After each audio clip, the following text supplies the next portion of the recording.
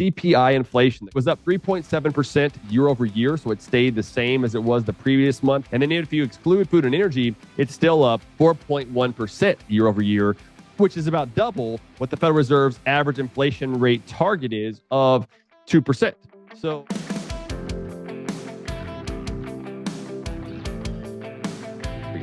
hello, welcome to this week's economy. I'm your host, Dr. Vance Ginn. Thank you for joining me again today. Please leave us a review. That would help me a lot in reaching the masses with this information that you've been enjoying and hopefully others will enjoy as well. Be sure to subscribe and share with your friends as well. Today is October 12th, 2023. This will air on Friday, as it always does, on October 13th. But be sure to also check out my website at vanceginn.com, where you can find links to the show notes at substack.com and other things. And also follow me on x.com, where I post a lot of stuff throughout the day so you can get the latest information right at your fingertips. So don't miss that as well. The previous Let People Prosper episode on Monday was with Lexi Hudson on her upcoming book, The Soul of Civility, which was released on October 10th, 2023. It was a great discussion. Please check it out. The upcoming Let People Prosper episode on Monday will be with Ben Murray of the Independence Institute on Colorado's economy, the Taxpayer Bill of Rights, known as TABOR, a spending limit, and populism from the left and right of the political spectrum.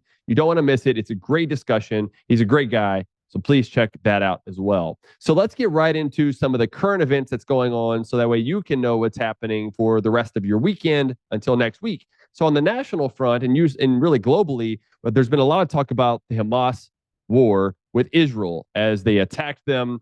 This is really an unfortunate situation. Thousands of people have died really on both sides. This is having a costly human and economic effects as it's going to influence oil prices and just to increase uncertainty in the economy. This is an unfortunate situation that I hope will be over very soon, just like the Russia-Ukraine situation that's going on there. So my prayers are with those folks, as I hate to see the loss of life, no matter how it happens. And I hope that this is over soon. Other things that are going on is the Republicans picked Majority Leader Steve Scalise, who's a Republican out of Louisiana, as a nominee for the U.S. House Speaker. In fact, he might even be approved or confirmed by the House by the time this comes out. So that's something else you want to watch. We'll see what influence that has on the overall process and everything else. But again, Steve Scalise probably going to be our new House Speaker. I think that could be good ways in a lot of ways. You know, I have my disagreements with him, but I think overall that should be hopefully good. We'll see. The other big thing on the national front is CPI inflation, the Consumer Price Index, which is a good measure of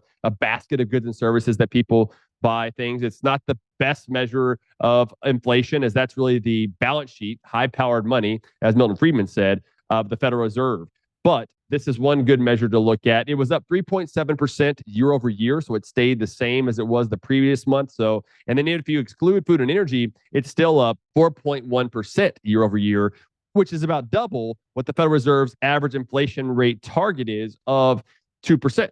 So we still have a long way to go. And until we can get Congress to stop spending and overspending so much, and until we can get the Fed to substantially cut its balance sheet, we're going to continue to have elevated rates of inflation, meaning that it's going to hurt our pocketbooks in the process.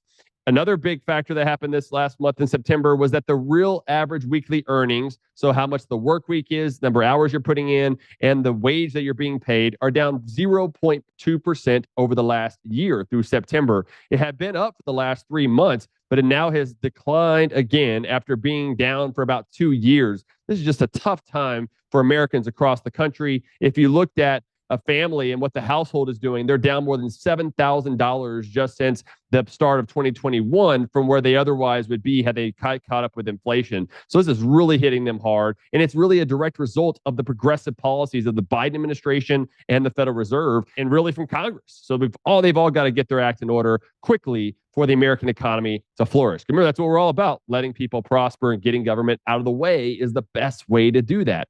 So what's happening in the states? Got a lot mostly on what's happening in Texas, as this has really been where the action's at. They just started their third special session on Monday to tackle school choice, border security, and vaccine mandates by businesses. There have been bills that are already moving through, especially in the Senate, but not so much in the House just yet. So we'll see what happens there. But the legislature is now considering a large increase in funding for the government school system after the largest increase ever in the budget for government schools and the overall budget. and really very limited school choice. So there's Senate Bill 2, which is going to be the big spending bill on increasing teacher pay, increasing the basic allotment, which is the amount that goes to school funding, like at a basic amount, and some money for school security. Now, part of this amount was about $4 billion was what they already included in House Bill 1, which was the budget for the year or for the upcoming biennium. So this isn't necessarily new spending, but there is an additional $1.2 billion with a B of additional funding. And look, the government school system has enough funding. It's just that they're not allocating it correctly. They go to a lot of bureaucrats and administrators and everything else instead of the teachers. And we have failing school systems, declining test scores. We have people that are leaving. We have enrollment declines.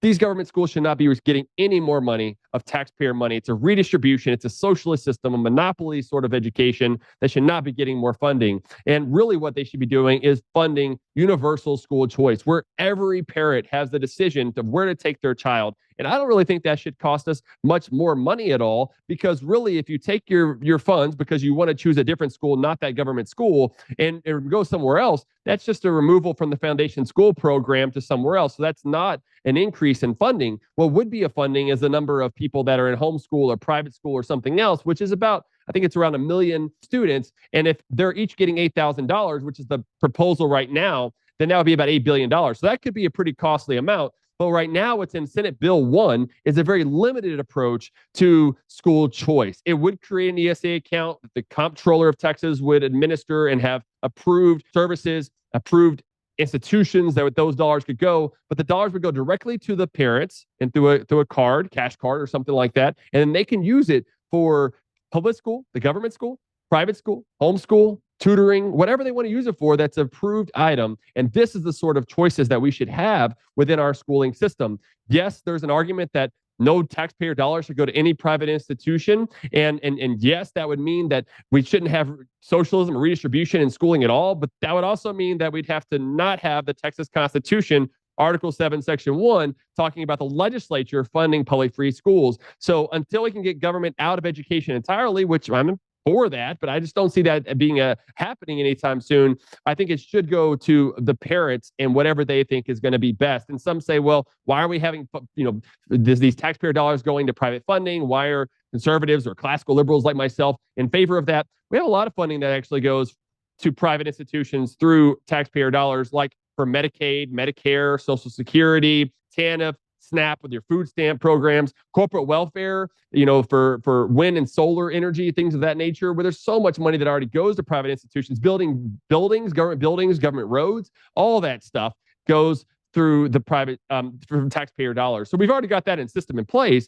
I think we should just do that now for education until we can get government out of it entirely. But that's a long ways away. I don't think that's happening anytime soon. And so I think that we should basically reject this sort of small amount of school choice and demand universal school choice across Texas, just like the governor has asked for. I know Brandon Creighton and others in the Senate would really like universal school choice as well, or at least that's what they're indicating to me. And so I think we should see more of that compared to what the House wants to do, which is a watered down approach. And maybe at the end of the day, the House wants more. Let's see. Let's have a battle with what's going on here instead of all this other political infighting that's happening. Let's do something that's best for parents. So don't mess with Texas parents. The governor should also eliminate, school property taxes. I did a video on this recently. That I think that's a big approach, but there's about $18 billion more dollars in surplus that could go towards that. So there's a good opportunity. So why not call them back also for elimination of school property taxes? And look, in Texas, there's also 14 constitutional amendments that are going to be on the ballot next month. I think all but one of those,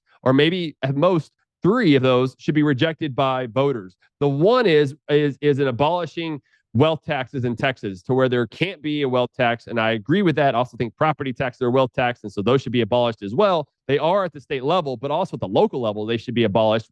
Texas has also abolished income taxes and now statewide property taxes. So this will be another one, wealth taxes. There's a couple others, abolishing the treasurer position in Galveston County. I think that's another good one. Even the treasurer of Galveston County reached out to me and said, yes, he wants his position eliminated. So that would be good. And there's one about the rights of farming in Texas. The only thing I have about that is I don't know that that's a constitutional right or a God-given right, because if government says it's a right, then they can also take that right away. So I don't know if that's good. But I mean, look, raising the homestead exemption is a bad idea. Narrows the tax base. It's going to make it more complicated. and take us longer to eliminate those school property taxes, even though some people may feel a small decrease. I think instead that money, $5 billion, should be used to compressing the school M&O property tax rate instead. That would be a better place for that to go as well. And then finally, on the state front, I enjoyed giving a keynote speech at the East Texans for Liberty meeting. It was a great group there, talked a lot about property taxes, elimination of property taxes, school choice, and so much more. But if you're interested in me speaking at your event, wherever it's at, I'll be glad to speak there. So please reach out to me. Find all my information at vanceginn.com. And finally, I should say on the state front, check out my interview on the Cato Daily Podcast. Great podcast all the time with Caleb Brown about state level strategies for constraining spending. So like my spending restraint initiatives, responsible budgets, and all of that. Remember, atr.org/budget project is a great way to find information, but you can also find my information at vanceginn.com. And then finally, in other information, don't miss my commentary at American Institute for Economic Research titled Economic Freedom of the World, U.S. Improves While Hong Kong Falls. I go over their latest report, shows that the United States is ranked 5th. Hong Kong moved from 1st to 2nd. Singapore moved up to 1st. And I talk about why that's the case, so don't miss it. And then finally, check out my essay at Online Library of Liberty titled How Homer Foretold the Perils of Big Government in the Iliad. It's a great essay. Well, at least that's what people have told me so far. So please don't miss that, as well as there's a lot of good information in there. So I think with all of that, those are the big headlines. I hope you have a great weekend. And until next time, let people prosper.